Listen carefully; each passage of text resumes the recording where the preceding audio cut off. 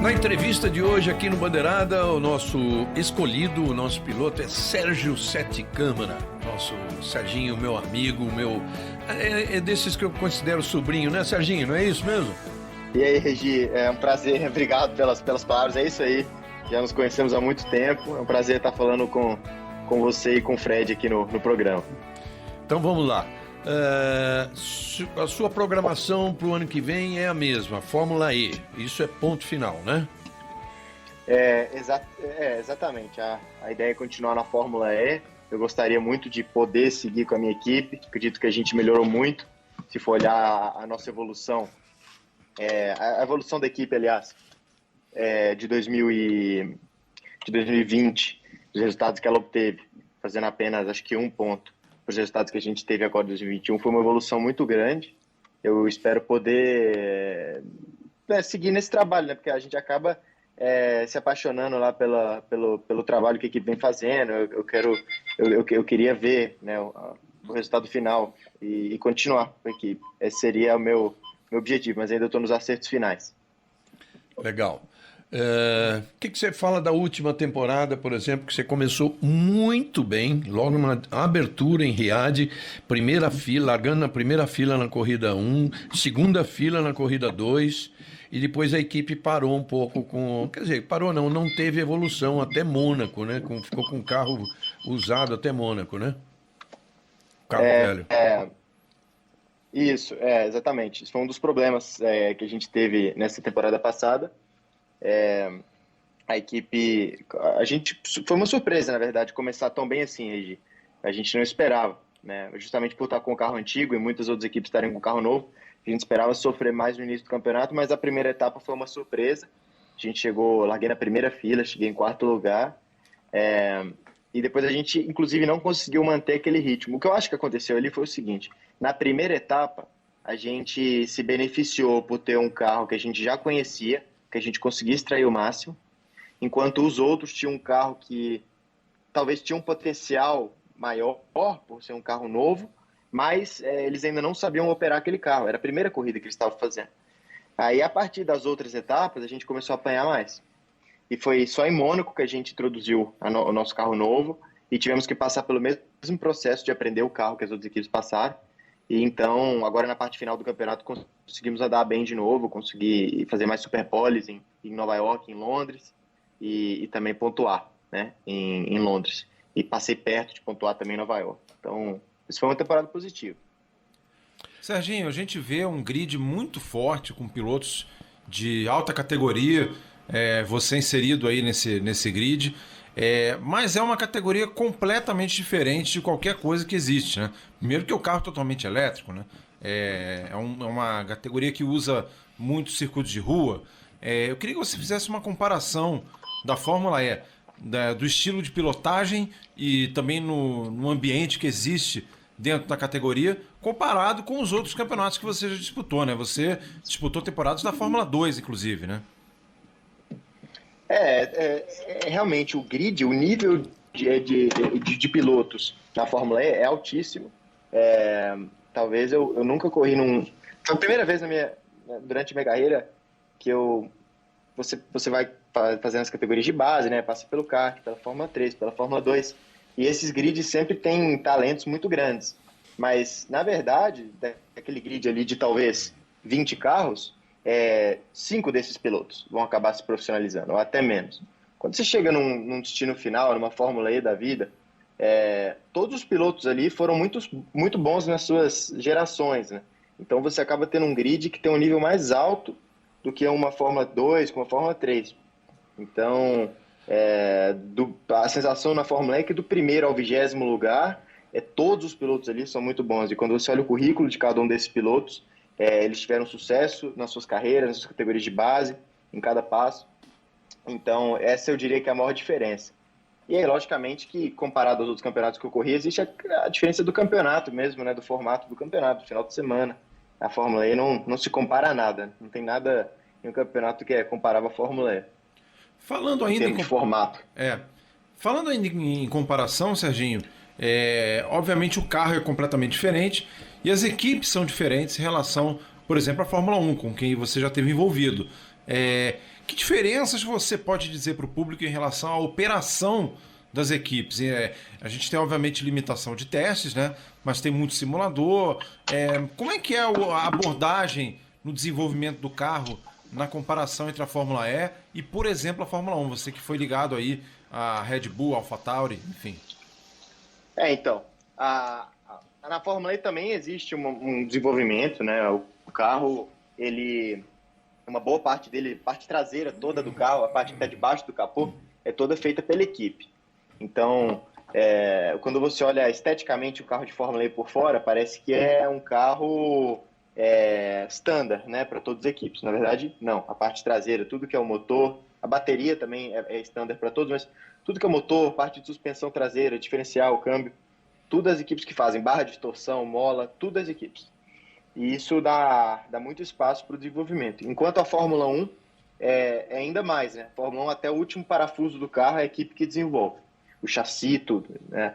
A Fórmula E, portanto, é um híbrido entre uma categoria fixa, como é o caso da Fórmula 2, como é o caso da Fórmula Indy, e a Fórmula 1, ela é um híbrido. Ela tem parte do carro fixa, o regulamento, igual para todas as equipes, parte do carro aberto para desenvolvimento.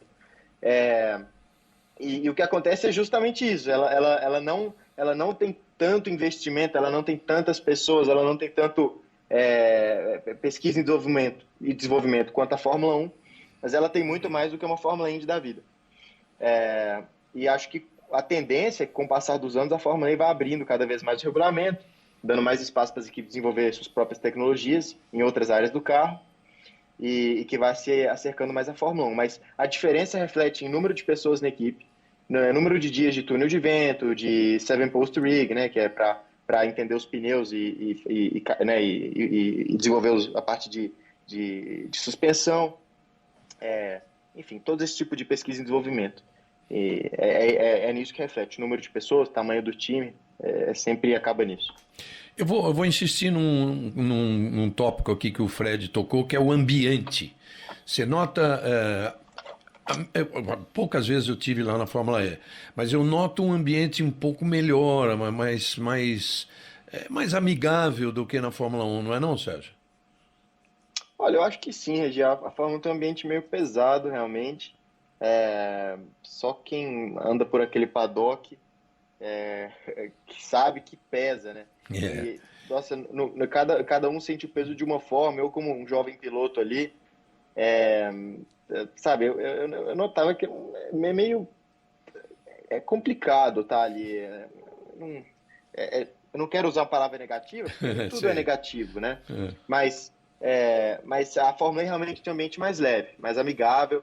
É lógico que todo mundo ali tá para competir também e tal, mas não sei como o campeonato simplesmente tem uma pegada mais leve. E isso é uma coisa que eu levo muito em consideração também, porque você acaba estando mais feliz ali, mais tranquilo por estar trabalhando ali, todo mundo. Eu acho que é uma coisa, para quem está trabalhando, acho que para quem está assistindo pela televisão não faz diferença nenhuma, mas para quem está trabalhando ali, e com esses campeonatos cada vez colocando mais e mais etapas, né? Acaba que a gente vai passar o ano inteiro daqui a pouco viajando, a Fórmula 1 está estendendo o número de etapas, a Fórmula E também a cada ano colocando mais etapas. Então o ambiente do paddock, a leveza do paddock faz muita diferença para quem está lá no dia a dia trabalhando, e a Fórmula E, ela tem isso. Então eu concordo, eu também acho mais leve. E para 2022, você está falando de extensão de campeonato, tem novidades, né? Tem corrida, por exemplo, na Cidade do Cabo. Exatamente.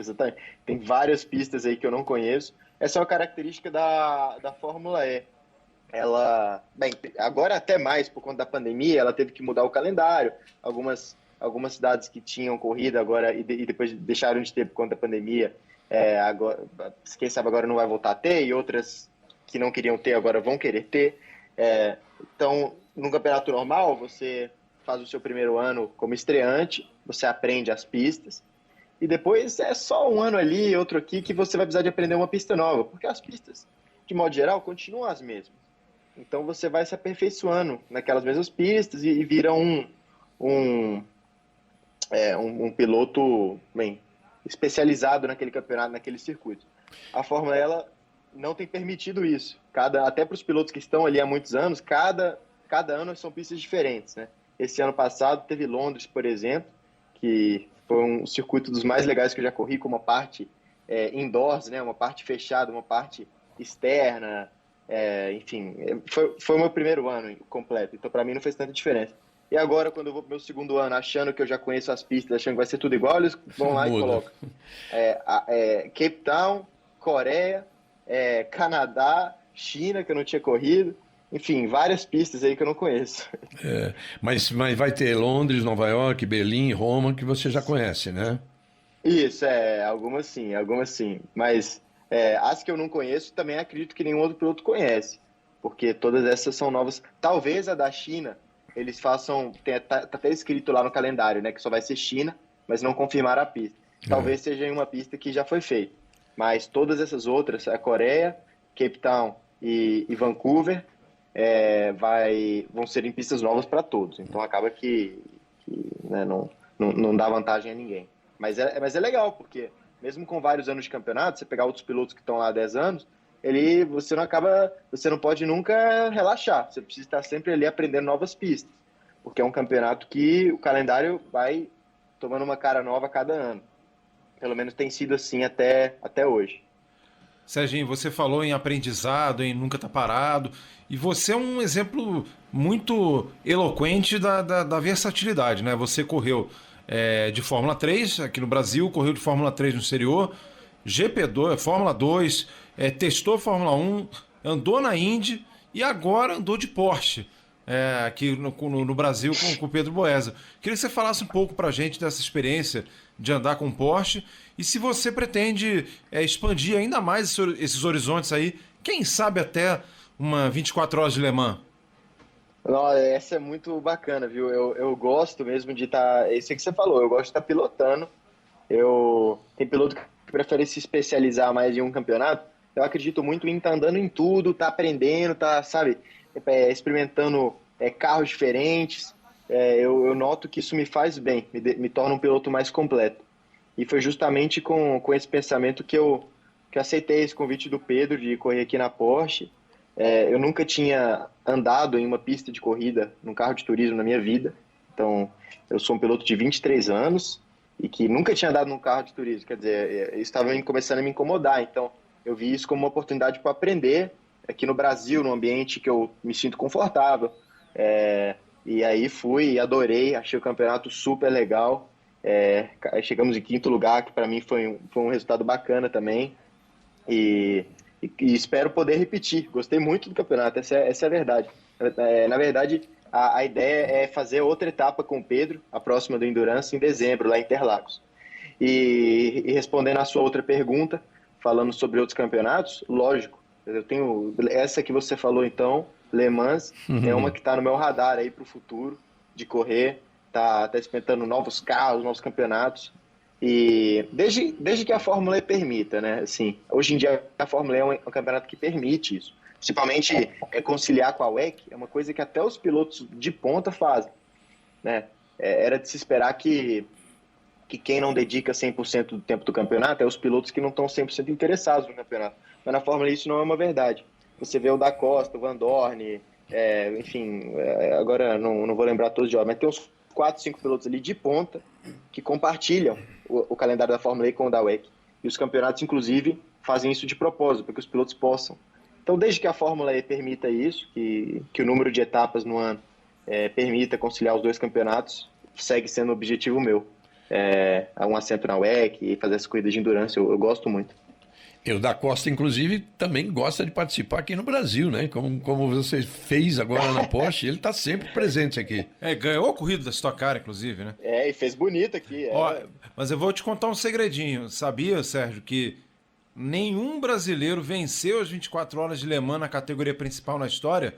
A gente teve o André Negrão ganhando na P2, teve o Daniel Serra também, mas na principal, nenhum brasileiro venceu as 24 horas de Le Mans até hoje. Fica a dica. Que isso, fica a dica. Eu achava que tinha tido o Lucas lá na época da Audi. Não ganhou, não. Ele fez pódio, tudo. Raul Boesio fez pódio lá no geral, mas vitória. José Carlos Patti fez pódio no geral, mas vitória mesmo tá. Na principal, não. Nas outras categorias, sim. Olha aí. Rapaz, notícia legal, hein? Põe no radar aí, né? Aí. É, pelo menos deixaram alguma coisa, né? Alguma coisa para desbravar, porque os nossos pilotos já foram. A gente teve tantas gerações aí de sucesso no automobilismo brasileiro que pouca coisa deixaram para inaugurar, mas. Batemos na trave, Le Mans, mas até hoje nada na principal. Vamos ver. Ô, Serginho. Vamos ver. Se Deus quiser, eu vou ter a oportunidade um dia de. Boa. De volta à Fórmula E, como é correr assim no meio de grandes metrópoles? Você já falou da pista de Londres, que te agradou muito, mas tem Nova York, Berlim, Roma, Paris. Como é? Como você se sente? Você está no centro da cidade, né? Participando de uma corrida com público, com muita gente assistindo. É diferente de tudo que eu tinha vivenciado antes, Regi. Porque, tudo bem, eu tinha feito alguma corrida aqui, outra ali, em circuito de rua, na Fórmula 3, na Fórmula 2. Né? Macau, por exemplo, Pau, lá na França e em Mônaco, né? Em Mônaco, obviamente. Mas na Fórmula E é mais circuito de rua mesmo, circuito de rua mais raiz e você acaba que todas as etapas é circuito de rua, a corrida é muito intensa, você não pode errar porque você vai triscar um muro. É uma corrida que você também tem que passar muita informação para o engenheiro sempre, por conta do battery management, né? Como fala, para você passando para a equipe, né, o estado da sua bateria, temperatura, energia, aí a gente passa com código, aí tem que ficar passando toda a volta, tem que ficar falando no rádio, olhando o número no dash, no volante. Então, é uma corrida muito intensa, são 45 minutos que passam bem devagarzinho, e você não pode perder a atenção por um momento. Ao contrário, no circuito, o pessoal fala, Fórmula 1, rápido, 300 km por hora, o piloto tem que estar mexendo no volante. É verdade, é um desafio muito grande. Eu nunca fiz uma corrida de Fórmula 1, bem mais rápido que o Fórmula 2, mas a Fórmula 2 também chega a bater 300 e pouco nas retas, né? Mas as retas são muito longas, o autódromo é muito longo, dá tempo de você pensar, né? Por mais que você esteja a 300, você pega qualquer pista, a maioria, menos Mônaco e Hungria talvez, todas você tem tempo de pensar, muito tempo.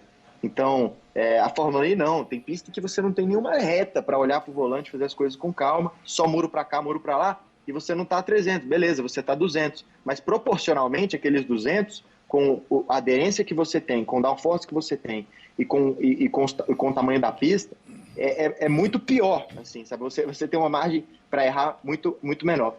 Então, esse é um dos desafios. Em termos assim, de ambiente, de público, eu não vivenciei tanto o negócio assim, não, é porque eu estou dentro da cidade, então eu tenho público. A minha primeira temporada aliás, todas as corridas que eu fiz na Fórmula E, até minha estreia, foram durante a pandemia. Então, é lógico que eu vi vídeos e eu já acompanhava a Fórmula E antes da pandemia, quando enche a cidade e você vê que a cidade faz, né, o evento faz parte da cidade e tal, mas eu nunca corri uma corrida nesses grandes centros, como você disse, em tempos normais. Então não sei dizer ainda qual que vai ser a sensação. Serginho, você falou de pilotagem intensa, essa coisa toda de reta, etc e tal. Aqui a gente lembra sempre daquela corrida fantástica de Macau que você disputou a vitória. E é curioso porque Macau tem aquele trecho gigantesco de reta, mas tirando aquilo ali é uma montanha-russa, né? Você tem aquela curva que passa um carro de cada vez. Queria que você falasse pra gente da experiência que você teve em Macau, né? Com a Fórmula 3, que foi uma corrida fantástica, muito disputada, e é um circuito realmente desafiador, né? Não, realmente, Macau é especial, só que o carro de Fórmula 3 é um carro mais old school, querendo ou não. Você não precisa de estar fazendo tantas coisas, é um carro muito no chão também, é um carro que tem ali cerca de acho que uns 300 cavalos, é um carro leve, com bastante downforce, então é um carro na mão. É um circuito super desafiador. Mas o cara da Fórmula E, acredite ou não, é pior nessa parte do circuito de rua. É um carro mais pesado, zero downforce, o pneu não tem tanto grip. Então, às vezes, logo na entrada da curva, se você perder o carro, você meio que não consegue resgatar ele. E acaba indo pro muro. Mas Macau é uma pista que eu amo, que eu tive até um certo sucesso lá. E acho uma pista, em interessante, justamente por isso que você falou, né? Tem um trecho ali que testa os pilotos, quem tem mais habilidade, naquela parte fechada das curvas apertadas, e tem uma parte da avenida que proporciona ultrapassagens e mudança de posição. Então, é um circuito dos mais completos que tem. Ô Serginho, falando em circuito de rua, né, como você estava citando aí em Macau, uma das grandes novidades dessa temporada de 22 que em Mônaco vocês não vão fazer o circuito pela metade como é normalmente o circuito da E, mas vão fazer o circuito da Fórmula 1, né? Isso é muito bacana e eu queria aproveitar para te perguntar o seguinte, e afinal, quando é que o Brasil vai ter uma corrida de Fórmula E? Nossa, eu espero que seja em breve, Regi. Eu acho que já era para terem pelo menos, sei lá, Belo Horizonte, confirmado. Rio, São Paulo, já teve vários candidatos, né? Já tiveram vários candidatos, mas nada se concretizou. O Brasil acho que a Fórmula E tem muito interesse em ter o Brasil no calendário. Conversando com pessoas lá dentro do campeonato, sempre me falaram isso. A gente sabe que o Lucas já tentou trazer aqui, recentemente também teve o Nelsinho, se eu não me engano, tentando trazer lá para o Rio, e a Fórmula E também deve ter tentado, né, eles mesmos tratando com o pessoal aqui do Brasil, como eles devem fazer em outros países, mas a coisa nunca foi para frente. Eu não tenho detalhes assim 100% dos motivos, mas uma hora vai ter que confirmar, porque aqui a gente tem um povo que gosta muito de automobilismo e a gente tem várias cidades legais para receber uma corrida de Fórmula E e tem esse interesse do campeonato. Eu espero que seja em breve. Outra coisa, né? A Fórmula E sempre teve muito sucesso de pilotos brasileiros. Sim. Se for olhar, acho que agora com essa sétima etapa, essa sétima temporada foram 7 campeonatos, teve o Verne que ganhou 2, então são 6 campeões. O Nelsinho ganhou 1 e o de graça ganhou 1. 6 campeões e 2 brasileiros, né? Então é um campeonato onde brasileiros tiveram muito sucesso. É sempre lutando, você está lá sempre top 10, embora numa equipe ainda, vamos dizer, pequena, não, mas e melhorando, estando sempre firme aí nos resultados em busca de vitórias e campeonato e tudo. Serginho, queria agradecer bastante, dar um abração no teu pai, tá bom? Fala que... Pode deixar. Fala que eu tô com ele torcendo pelo Atlético esse ano. Não é o caso do Fred aqui, que é flamenguista, mas estamos torcendo pelo Atlético, tá bom? O Galo tá doido esse ano, hein? Vai ser difícil parar o Galo esse ano. Tá bom mesmo. Mas pode deixar que eu mando sim, Regi.